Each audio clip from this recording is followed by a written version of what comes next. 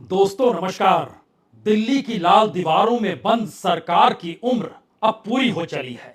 लाल दीवारों से जो जो उड़ान भरी गई, उन तमाम उड़ानों को न सिर्फ उस जनता ने रोक दिया, बल्कि उस लाल दीवार में एक रोशनदान नहीं, एक ऐसा दरवाजा बना दिया जिसके बाद जिस जिस उड़ान के आसरे दिल्ली ये मानकर चल रही थी कि 400 पार का नारा वो लगा सकती है, बीजेपी अपने बूते 370 सीट पा सकती है। इस देश को 2047 तक विकसित किया जा सकता है। इस देश की इकोनॉमी दुनिया के अंतर्राष्ट्रीय तौर पर भारत की इकोनॉमी को मान्यता दिला देगी और मोदी खुद अंतर्राष्ट्रीय स्तर के नेता हो जाएंगे। जनता की भूख, उसकी बेरोजगारी, उसकी मुफलिसी, उसके भीतर जो डाला गया जहर और इन सब परिस्थितियों के भीतर समाज के ऊपर जितनी लकीरें खींची गई, सब एक झटके में इस चुनाव में जनता ने धराशायी कर दिया। और स्थिति यह आ गई कि इन लाल दीवारों में कैद सरकार जो चल रही थी, मैसेज यह भी निकल कर आया कि अब आप आजाद हो जाइए।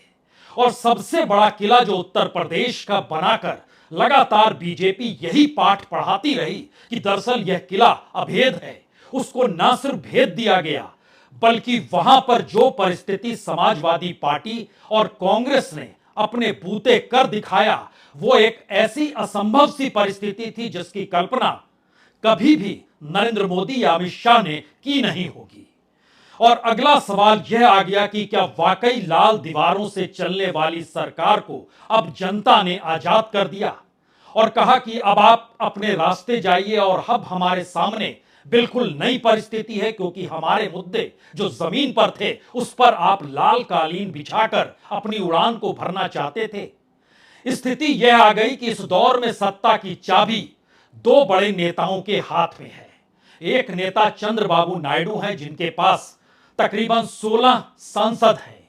दूसरे नेता नीतीश कुमार हैं, जिनके पास 15 सांसद हैं। दोनों को मिला दीजिएगा तो सांसदों की संख्या 31 हो जाती है। और अपने बूते बीजेपी 240 तक भी नहीं पहुंच पा रही है, यानी 236, 37, 38 इसी अंक के इर्द गिर्द पूरी बीजेपी सिमटी हुई है। और अगर ये 31 सीट निकल जाती है तो एक झटके में एनडीए पूरे तरीके से बिखर जाएगा। और राजनीतिक तौर पर जो संदेश निकल कर आ रहे हैं, उसमें एनडीए के भीतर बैठे हुए ये राजनीतिक दल भी अपने अस्तित्व की लड़ाई लड़ रहे हैं। और सबको पता है कि मुश्किल वक्त में उनके सामने और मुश्किल किसी और ने नहीं, दिल्ली में बैठी इसी सत्ता ने खड़ा किया। चंद्रबाबू नायडू जेल इसी वजह से गए, नीतीश कुमार की फाइल इसी वजह से तैयार की गई। और राजनीतिक तौर पर जो परिस्थिति महाराष्ट्र के भीतर खींची गई, उसमें खेल को आगे बढ़ाने के लिए अब बीजेपी उद्धव ठाकरे का दरवाजा खटखटाना चाहती है। वो चाह रही है कि उद्धव ठाकरे दोबारा से उस हिंदू प्लैंक के नाम पर उनके साथ जुड़ जाएं और एक झटके में दोबारा से या तिबारा से नरेंद्र मोदी प्रधानमंत्री देश के बन जाएं। लेकिन यह असंभव सी परिस्थिति इसलिए है क्योंकि अब विधानसभा के चुनाव महाराष्ट्र में होने हैं, इसी बरस होने हैं। और यह रास्ता बहुत साफ तौर पर खुल गया कि अगर मध्य महाराष्ट्र के भीतर में उद्धव ठाकरे चेहरा है और पीछे कांग्रेस और एनसीपी खड़ी हुई है, तो फिर किसी भी हालत में इस त्रिकोणीय मिलन को कोई हरा नहीं सकता है।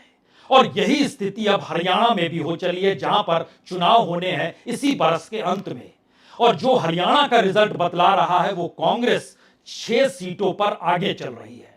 यानी मैसेज बहुत साफ है कि जिन जिन जगहों पर अब आने वाले वक्त में विधानसभा चुनाव होने हैं, वहां पर बीजेपी की जीत कोई भी गठबंधन बना ले नामुमकिन है।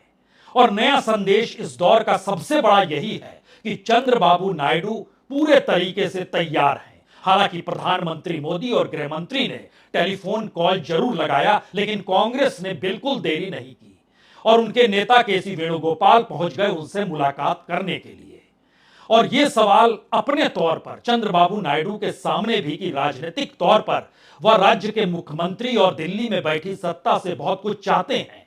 जो आर्थिक तौर पर फेडरल स्ट्रक्चर कैसे मोदी काल में तहस नहस हुआ, वो सब उनकी आंखों के सामने है। तो चंद्रबाबू नायडू बिल्कुल बिना देर किए एक झटके में इंडिया के साथ आकर खड़े हो जाएंगे जब उनके सामने कागज पर यह बहुत साफ तौर पर लिखा होगा कि दिल्ली में उनके आते ही सरकार बन जाएगी। और इसमें एक बड़ी भूमिका नीतीश कुमार की होगी। नीतीश कुमार के दो रास्ते खुले हुए हैं और नीतीश कुमार इस बात को समझ रहे हैं। और संयोग से आज नीतीश कुमार अभी दिल्ली में है। कल उन्होंने प्रधानमंत्री मोदी से मुलाकात की। लेकिन मुलाकातों के इस सिलसिले के बाद जरा कल्पना कीजिए कि सुबह से टेलीफोन पीएमओ नीतीश कुमार को लगाते रहा। देश के गृह मंत्रालय से टेलीफोन की घंटी नीतीश कुमार के यहां बजती रही, लेकिन किसी ने भी टेलीफोन नहीं उठाया। और माना जा रहा है कि देर शाम होते होते नीतीश कुमार अपनी उड़ान बिहार और नालंदा की दिशा में बढ़ जाएंगे। तो राजनीतिक तौर पर इंडिया सरकार बनाने की परिस्थिति में आकर खड़ा हो चला है। और इस वक्त कोई भी छोटा बड़ा दांव खेलना या बचना चाहता नहीं है कि राजनीतिक तौर पर ऐसी स्थिति इस देश के भीतर आई जहां क्षत्रपों को यह लगने लगा था कि दरअसल उनकी राजनीति को खत्म करने की दिशा में बीजेपी बढ़ रही है। लेकिन लोकसभा चुनाव के परिणामों ने ममता बनर्जी के उस कद का एहसास बीजेपी को करा दिया जिसमें वो मानकर चल रही थी कि संदेश खाली के बाद और गवर्नर के जरिए जो दबाव बनाया गया और जिस तरीके से ममता बनर्जी को हाशिए पर ले जाया जा सकता है और बार बार यही राग गुनगुनाया गया कि देखिए ये इंडिया के साथ है या इंडिया के विरोध में, तो वोट आप हमें दे दीजिए। लेकिन एक झटके में बीजेपी के ही पिछले वोट की तुलना में यानी 2019 की वोट की तुलना में बंगाल के भीतर उसको आधे पर लाकर जनता ने पटक दिया। राजनीतिक तौर पर सिर्फ बंगाल ही नहीं, उत्तर प्रदेश का तो सबसे बड़ा जिक्र इस दौर में होने की जरूरत है। क्योंकि जो बीजेपी अपने एग्जिट पोल के जरिए, जो बीजेपी कागजों में आरएसएस जिस राजनीतिक प्रयोग के आश्रय मोदी योगी के जोड़ी के नारे तले और बुलडोजर का राग जिस तौर पे गाया जा रहा था, उसमें एक बड़ा सवाल यही था कि जनता सोचती क्या है। और जनता ने जब सोचा तो एक झटके में आधा ही नहीं किया बल्कि उसके भी नीचे लाकर बीजेपी को पटक दिया। यानी राजनीतिक तौर पर उत्तर प्रदेश में बीजेपी की शिकस्त सिर्फ इस लोकसभा चुनाव की कहानी भर नहीं है, बल्कि उस धारा और उस विचारधारा के अंत की कहानी है जो गुजरात से निकलकर उत्तर प्रदेश में अपना किला बना रही थी और उसमें मनमाफिक तरीके से जो चाहती थी वो करती थी, कानून ताक पर था। राजनीतिक तौर पर ऐसी स्थिति किसी राज्य में देखने को नहीं मिली, लेकिन प्रधानमंत्री मोदी योगी के बुलडोजर के साथ खड़े हुए। और खड़े तो वह इस देश के भीतर में किसी नेता के परिवार से जुड़े हुए शख्स जिसे मास रेपिस्ट के तौर पर माना गया, हालांकि वो शख्स हासन से चुनाव हार गया, लेकिन उसके लिए चुनाव प्रचार करने के लिए खुद प्रधानमंत्री मोदी पहुंचे थे और ये कहते हुए पहुंचे थे कि इन्हें आप वोट देंगे तो आप मुझे वोट दे रहे हैं। सवाल सिर्फ इतना नहीं है, जो जो वादे, जो जो गारंटी और जिन बातों का जिक्र मोदी सरकार कर रही थी और मोदी के चेहरे के आश्रय यानी प्रधानमंत्री मोदी के जिस कद और चेहरे के आश्रय पूरा चुनाव और उसकी पूरी स्क्रिप्ट लिखी गई, वो पूरी तरीके से तबाह हो गई। तो पहला संदेश सबसे बड़ा यही निकला कि इस चुनाव में जनता ने नरेंद्र मोदी को हरा दिया। क्योंकि अगर आप 272 के आंकड़े को छू नहीं सकते हैं, क्योंकि 2014 के चुनाव को याद कीजिए तो बड़ा उम्मीद का चुनाव था और उस वक्त मनमोहन सिंह की सरकार को दरकिनार करते हुए जनता प्रधानमंत्री मोदी के दिखाए गए उम्मीद के ऊपर सवार हो गई थी। 2019 में राष्ट्रवाद और सेना इन दोनों के आश्रय और उसे ढाल बनाकर चुनाव जीता गया, लेकिन 2024 तो उस जमीन पर आकर खड़ा हो गया जहां पर लोगों की अपनी भावनाएं जो कहती हैं, जो मुद्दे चलते हैं, उन मुद्दों को दरकिनार करने की स्थिति में खुले तौर पर और मोदी गारंटी के नाम पर, 400 के नारे के नाम पर, दुनिया में भारत कैसे विश्व गुरु है इसके नाम पर और विकसित भारत को बनाने की सोच के तहत, जबकि इससे पहले किसानों की बदहाली दुगनी आय के नारे तहत कैसे खत्म होती चली गई सबने देखा। मजदूर संघर्ष करते हुए काम ना मिलने की परिस्थितियों से जूझते चला गया और पहली बार यह नजर आया कि उत्तर प्रदेश का युवा जिस अंदाज में खड़ा हुआ उसने उत्तर प्रदेश की उस राजनीति को डिगा डाला जो राजनीति बरसों बरस की मेहनत के बाद आरएसएस ये मानकर चल रही थी कि उसने खड़ा किया और योगी ने उसे सींचा है। नरेंद्र मोदी और योगी के तालमेल कहें या आपसी अंतर्विरोध के किस्से कहें, आज उसका वक्त नहीं है, आज तो जनता का दिन है, क्योंकि यह चुनाव जनता लड़ रही थी। और इसीलिए जब आप परिस्थिति में पहुंचिएगा मौजूदा वक्त में, तो ध्यान दीजिए 239 सीटों पर जब हम आपके सामने ये बात जिक्र कर रहे हैं, उस समय इलेक्शन कमीशन के आंकड़े तले इस बात का खुले तौर पर जिक्र है कि 239 सीटों पर बीजेपी आगे है, 99 सीटों पर यानी सेंचुरी बनाने के रास्ते पर कांग्रेस खड़ी है। इसके बाद देखिए जो सबसे बड़ी सफलता, समाजवादी पार्टी 35 सीट, ममता बनर्जी की पार्टी 31 सीट, डीएमके यानी स्टालिन 21 सीट, और इसके बाद जो दो बड़ी पॉलिटिकल पार्टी है उसमें 30 सीट टीडीपी और जनता दल यूनाइटेड दोनों मिलकर है। यह 30 सीट अगर जुड़ जाती है सीधे तौर पर बीजेपी के साथ, तो 239 और 30 सीट मतलब 269 सीट, यानी बहुमत से 3 सीट कम जो कि उसको मिल जाएगी। एक सीट उसके पास अपना दल की है, एक सीट उसके पास आरएलडी की है, और वो मानकर चल रही है कि एक सीट उसे अकालियों की भी मिल जाएगी अगर वो साथ आती है। लेकिन वह यह भी मानकर चल रही है कि दरअसल 6 निर्दलीय उसके साथ खड़े हैं। लेकिन हकीकी तौर पर अगर आप दूसरे तरफ के आकलन को परखें कि आखिर इंडिया गठबंधन की सरकार क्यों बन रही है, तो कांग्रेस, समाजवादी पार्टी, ममता बनर्जी, स्टालिन की पार्टी और पूरा इंडिया गठबंधन जिस लिहाज से है, उन्हें अपने तौर पर सिर्फ 35 से 36 सीट चाहिए और सरकार बन जाएगी, जिसमें से 30-31 सीट इन्हीं दोनों के पास है। उसके बाद अदर्स का जिक्र यहां पर हुआ ही नहीं है, जो इंडिपेंडेंट छोड़ दीजिए, उसके बाद का जिक्र यहां पर नहीं हुआ है। यानी राजनीतिक तौर पर सबसे बड़ी शिकस्त एक ऐसे मौके और ऐसे मोड़ पर आकर प्रधानमंत्री मोदी के साथ खड़ी हो गई जहां उन्होंने सोचा नहीं था। और इन सब के बीच एक सवाल बार बार रेंग रहा था कि आखिर इस देश के भीतर में चुनाव को भी सट्टे में तब्दील कर दिया गया क्या? क्योंकि जिस लिहाज से एग्जिट पोल लाया गया, उस एग्जिट पोल का असर शेयर बाजार पर ऐसा जबरदस्त पड़ा कि 12 लाख करोड़ के वारे न्यारे एक दिन में हो गए। और देखिए सोमवार को 12 लाख करोड़ के वारे न्यारे होते हैं और उसके एक दिन बाद यानी मंगलवार को वही स्थिति पूरी तरह रिवर्स कर जाती है और वह पुरानी परिस्थिति में आकर खड़ी हो जाती है। यानी ये बुलबुला जानबूझकर बनाया गया। और इन सब के बीच सबसे बड़ी बात, जानकारी जो निकल कर आ रही है, उसमें अमेरिकी इन्वेस्टरों ने पैसा निकाल लिया। उसमें आ रही है कि जो भी यूरोपियन और अमेरिकी प्रोजेक्ट हैं उनको कह दिया गया है कि आप इसे होल्ड पे रख लीजिए। और यह मैसेज इतना बड़ा हो चला है क्योंकि मान चुके हैं, जो विदेशी पूंजी लगाने वाले थे वो मान चुके हैं कि यह सरकार अब सत्ता में नहीं आ रही है।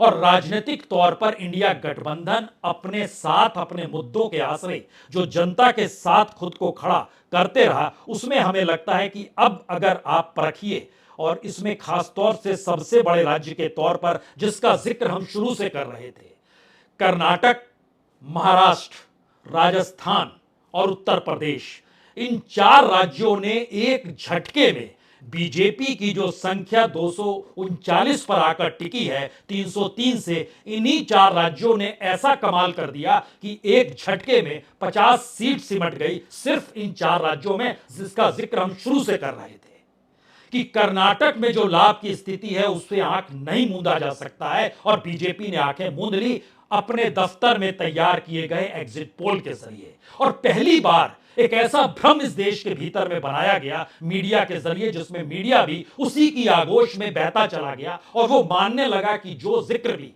लाल दीवारों से निकलेगी वही सफल होते चली जाएगी। लेकिन सब कुछ धराशायी एक एक करके होता चला गया। अब शायद इस वजह से हमें लगता है, आप अगर एक एक राज्य को परखना शुरू करें और इसमें जिक्र अगर महाराष्ट्र का आपसे करें, तो महाराष्ट्र के भीतर में बीजेपी अभी 13 सीटों पर है, लेकिन जो जानकारी आ रही है वो सिंगल डिजिट में भी आ सकती है।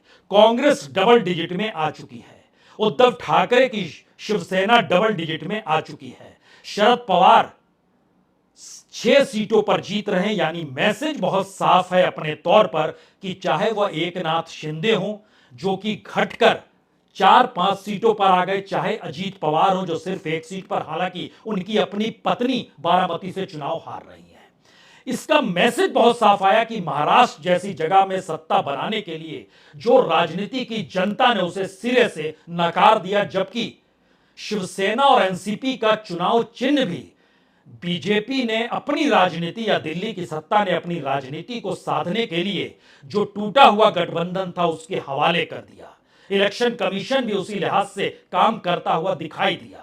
सुप्रीम कोर्ट सिर्फ यह कहकर चुप हो गया कि देखिए राज्यपाल तक की भूमिका उस वक्त में असंवैधानिक थी, लेकिन इसके बावजूद भी किसी ने इस दिशा में ध्यान नहीं दिया। एक नितिन गडकरी चुनाव विदर्भ में जीत रहे हैं, लेकिन वह भी पहली बार 1 लाख का मार्जिन भी नहीं पा पाएंगे। यह अभी तक की स्थिति बहुत साफ तौर पर, यानी 40-50 हजार से बात आगे बढ़ेगी नहीं। इन सब के बीच अगला सवाल है कि महाराष्ट्र के बाद जो दूसरा राज्य बड़ा मायने रखता है, और इस बात को लेकर चर्चा जिसकी हम लगातार करते थे कि अगर यह स्थिति कर्नाटक के भीतर भी पनपेगी तो कर्नाटक में क्या होगा। कर्नाटक में 25 सीट जीतने वाली बीजेपी की 10 से 11 सीटें गायब हो गई। कांग्रेस डबल डिजिट में आ गई, जो कि डीके शिव कुमार शुरू से जिस बात का जिक्र कर रहे थे, जेडीएस ने किसी तरीके से समझौते के तहत जो बीजेपी से समझौता किया, हासन की पारंपरिक सीट तो गंवा डाली, जहां पर उनके परिवार के शख्स रमन्ना जो चुनाव हारे हैं वो खड़े थे और जनता उनके खिलाफ थी। उसके अलावे 2 ही सीट पर जेडीएस बची, लेकिन कांग्रेस डबल डिजिट में पहुंच गई। और यह स्थिति बहुत साफ बताती है, जिसका जिक्र हम लगातार कर रहे थे कि कर्नाटक को आप भूलिएगा मत, वो एक बड़े असरकारक होगी। तो महाराष्ट्र हो गया, कर्नाटक हो गया।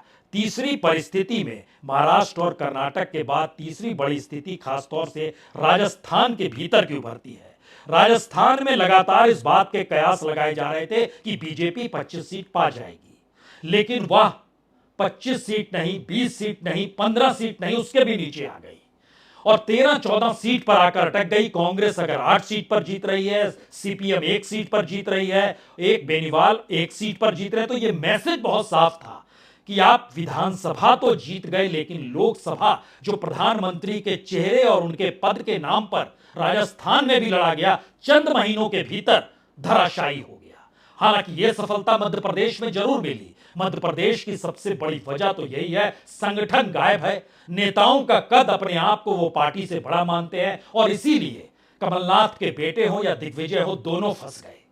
और सिर्फ एक मध्य प्रदेश ही ऐसा राज्य है जहां पर सही मायने में पूरी सफलता बीजेपी के हवाले हुई। और इसमें एक चीज और समझनी होगी कि मध्य प्रदेश के भीतर आरएसएस की पैठ बड़ी जबरदस्त है, और जो शिवराज सिंह चौहान को लेकर बार बार कहा जा रहा था कि एक बड़े काम के लिए उनको दिल्ली लाया जा रहा है, तो एक सवाल यह भी है आरएसएस की तरफ से कि उसी के जरिए पहली बार शिवसेना को मान मुनव्वल की दिशा में कदम बढ़ाए गए हैं। और उसमें यह मानकर चला जा रहा है कि अगर नरेंद्र मोदी और अमित शाह सत्ता से हट जाए तो क्या शिवराज सिंह चौहान के नाम पर उद्धव ठाकरे सहमति दिला देंगे, दिखा देंगे।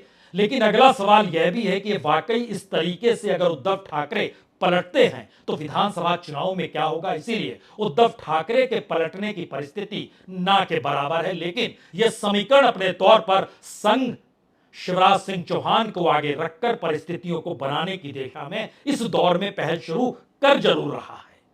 अगले राज्य के तौर पर अगर आप परखिए, जो सबसे बड़े राज्य के तौर पर जिसका जिक्र होता है बार बार, उत्तर प्रदेश की 80 सीटें। ये इसलिए बड़ी मायने रखती है क्योंकि उत्तर प्रदेश अगर रास्ता वाकई दिल्ली का है तो इसमें अगली बड़ी बात थी, क्या वाकई किसी ने कल्पना की थी कि 50 सीट भी नहीं पा पाएगी? क्या किसी ने कल्पना की थी कि बीजेपी 40 सीट भी नहीं जीत पाएगी? यह कल्पना के परे था। और पहली बार ऐसी सिचुएशन आई कि पूरा एनडीए 40 तक पहुंच रहा है, यानी बीजेपी अपने बूते 70 सीटों पर है, आरएलडी 1 सीट पर है, अपना दल 1 सीट पर है। ये हो गए 39 सीट। और इस परिस्थिति में बीजेपी 32 सीटों पर है, 37 सीटों पर समाजवादी पार्टी है, यानी बीजेपी 32 सीटों पर, यानी वो 35 सीटों के इर्द गिर्द पूरा एनडीए लटक झटक रहा है। और 37 सीटों पर समाजवादी पार्टी के होने का मतलब यह है कि उत्तर प्रदेश के युवा जिस अवस्था में नजर आ रहे थे तमाम रैलियों के भीतर में, उसका संदेश बहुत साफ था और खुलकर अखिलेश यादव निशाना यह कहकर साधने से नहीं चूके कि कितना बड़ा धोखा फरेब उत्तर प्रदेश की राजनीति में बीजेपी कर रही है। वो पेपर लीक वही कराती है, बुलडोजर चलाकर अपने विरोधियों को ध्वस्त वही करती है। और इन सब के बीच जो मायावती के साथ खिलवाड़ बीजेपी ने किया, यानी बीजेपी ने जो खिलवाड़ चंद्रबाबू नायडू को जेल में डालने की परिस्थितियों के आसरे उस वक्त की राजनीति को साधना चाहा, जब वो चूज कर रही थी कि जगन रेड्डी या चंद्रबाबू नायडू, उसकी कहीं ना कहीं मलाल चंद्रबाबू नायडू के जहन में है। और यही मलाल उत्तर प्रदेश में बीएसपी के कैडर के भीतर आ गई, जब भतीजा खुलकर बोलने लगा और उसको साइडलाइन करना पड़ा दिल्ली के निर्देश के बाद मायावती को, तो एक मैसेज चला गया कि मायावती को दबाना चाहती है बीजेपी और राजनीति खत्म करना चाहती है बीजेपी। यह एक ऐसी परिस्थिति अपने तौर पर उभर कर आई जिसने मैसेज बहुत साफ तौर पर दे दिया कि इस राजनीति का अंत होना चाहिए। और इसीलिए हमने कहा यह एक सर्वाइवल की लड़ाई थी। और सर्वाइवल का मतलब यह होता है कि आप एनडीए गठबंधन के भीतर हों या फिर एनडीए गठबंधन में जब आप आते हैं तो आपके साथ जिस तरीके की राजनीतिक सौदेबाजी होती है, अब इसके लिए कोई तैयार नहीं। और इसका मलाल बीएसपी से जुड़े उस कैडर के भीतर आ गया, जिसने देखा कि मंडल कमंडल की राजनीति के बाद मायावती ने किस तरीके से उत्तर प्रदेश में पद भी संभाला, गवर्नेंस भी संभाली, कानून व्यवस्था को भी संभाला, लेकिन एक झटके में वह पूरा वोट बैंक बीजेपी मानकर चलती रही कि कम से कम 12% जाटव वोट जो है वह मायावती के साथ रहेगा। लेकिन उसको इसका एहसास हुआ ही नहीं कि इस बार परिवर्तन की लहर इतनी बड़ी है कि जो जातियां एक दूसरे के साथ खड़ी हो नहीं सकती थी, बीजेपी के खिलाफ वह एकमुश्त खड़ी हो गई। और पूर्वी उत्तर प्रदेश के भीतर ब्राह्मण समाज ने भी इस बार बीजेपी के हक में खड़े होने की बिल्कुल नहीं सोची और स्थिति इतनी विकट हो गई कि एक के बाद एक ब्राह्मण तबका अपने वोटरों को बाहर से यह कहकर बुलाने लगा, कहो तो रेलवे की टिकट भेज दें लेकिन वोट डालने जरूर आए। और शायद यही वो वजह थी कि क्या वाकई जाति राजनीति या सोशल इंजीनियरिंग का जो सवाल उत्तर प्रदेश के भीतर चलाया गया, वो सब कुछ जनता के मुद्दों के आश्रय, या बीजेपी ने जो स्वप्न दिखाए, जो दिवा स्वप्न दिल्ली से उड़ान भर रहे थे, वो सब कुछ कितनी हवा हवाई की बातें थी, इसको उत्तर प्रदेश की जनता के भीतर सुनाई देने लगा। और शायद यही वो वजह है कि आप पश्चिम से पूरब चले जाइए, बुंदेलखंड से लेकर आप उत्तर की तरफ चले जाइए, हर जगह समाजवादी पार्टी और कांग्रेस दोनों की जोड़ी ने कमाल किया और तकरीबन 44 सीटों पर वह जीतने की स्थिति में लाकर खुद को खड़ा कर गई। यानी बड़ा कद इस दौर में अखिलेश यादव का। लेकिन अखिलेश इस दौर की राजनीति में समझते हैं कि 10 बरस से सत्ता में बाहर हैं, संगठन संभालना है और जो वादे किए गए उसे पूरा करना है। और जिस तरीके से राहुल गांधी और अखिलेश यादव उत्तर प्रदेश में चुनाव प्रचार कर रहे थे, इस मैसेज को कहीं ना कहीं या किसी भी तरीके से, यह बड़ी महत्वपूर्ण चीज है कि इस बात को बिहार में समझा नहीं जा सका। और शायद इसीलिए बिहार की राजनीति में आरजेडी एक छोटे प्लेयर के तौर पर निकल कर आई, वो सिर्फ 3 सीटों पर नजर आई। लेकिन बड़ी बात है कि जो 2 बार मीसा भारती चुनाव हार रही थी पाटलिपुत्रा में, वो जीतती हुई इस बार नजर आने लगी। इसके अलावे आरजेडी के हिस्से में जहानाबाद और औरंगाबाद था। इस दौर में कुछ भूल तेजस्वी यादव ने की, इससे बिल्कुल इनकार नहीं किया जा सकता है, जो लोगों की भावनाओं से जुड़ा हुआ था। और यहां तक कि जो पूर्णिया की सीट थी, वहां पर उनके द्वारा दिया गया बयान जो बड़ा महत्वपूर्ण है, जिस समय हम आपसे बात कर रहे हैं, हमको लगता है पूर्णिया का जिक्र यहां जरूर करना चाहिए, क्योंकि पप्पू यादव यहां से चुनाव लड़ना चाहते थे लेकिन उनको विरोध किया गया और वहां पर बहुत मार्जिनली चीजें चल रही है। और पप्पू यादव इतने राउंड के बाद भी जो जानकारी निकल कर आ रही है, वो 10,000 से कम वोट की दिशा में अभी पीछे चल रहे हैं। यानी वो एक झटके में जीत भी सकते। और जिस आरजेडी ने पूरा दाव बीमा भारती पर लगाया, उन्हें सिर्फ 7,500 वोट मिले अभी तक। और ये परिस्थिति बतलाती है कि बिहार की जनता को आप अपनी राजनीति को साधने के लिए मूर्ख मत समझिए। और जब आप एकजुटता के साथ खड़े होते हैं, और जिसका जिक्र अखिलेश यादव बार बार पूरे उत्तर प्रदेश में घूम घूम कर करते चले गए कि 1 और 1 11 होता है, यह मैसेज भीतर तक चला गया और पहली बार समाजवादी पार्टी का संगठन राहुल गांधी को नेता के तौर पर देखते हुए पीछे चल पड़ा, क्योंकि राहुल गांधी ने जिस सामाजिक न्याय को नई परिभाषा में ढालकर ओबीसी का सवाल, एससी एसटी का सवाल और माइनॉरिटीज का सवाल और ऊंची जाति के गरीबों के सवाल को भी लाकर रख दिया, वह शायद भारत की राजनीति में कांग्रेस का एक महापरिवर्तन रहा। और इस महापरिवर्तन की दिशा ने ही एक झटके में देश की राजनीति बदल डाली और लाल दीवारों के भीतर से चलने वाली सरकार कमजोर होते होते ऐसी स्थिति में आ गई कि अब तीसरी बार जिस ख्वाब को संजोए हुए नरेंद्र मोदी लगातार नेहरू पर निशाना साधते रहे, उस पर सेंध लगाने की स्थिति में कोई दूसरा नहीं, एनडीए के भीतर से निकले साथी ही आएंगे, क्योंकि उन्हें पता है बीजेपी के साथ खड़े होने का मतलब भविष्य में क्या होगा।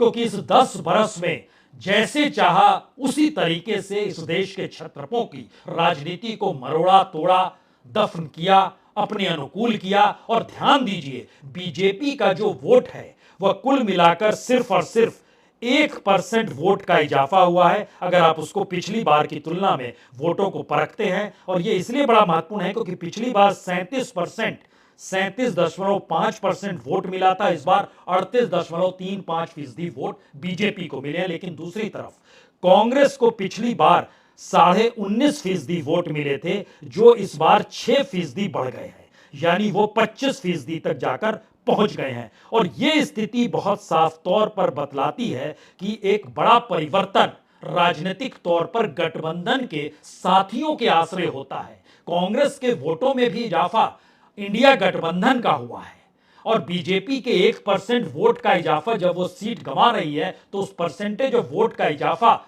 उसके साथ जो हुआ है वह उनके अपने एनडीए के गठबंधन साथियों को लेकर हुआ है।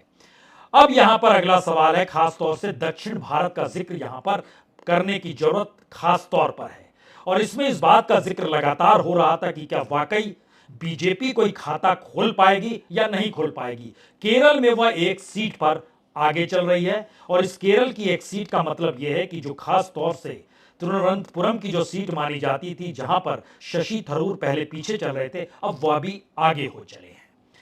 और यह मैसेज बहुत साफ है कि अगर केरल में एक सीट वह जीत जाती है, तो शायद यह एक सीट, हमको लगता है ये त्रिशूर की सीट है, जहां पे बीजेपी के सुरेश गोपी चुनाव लड़ रहे थे।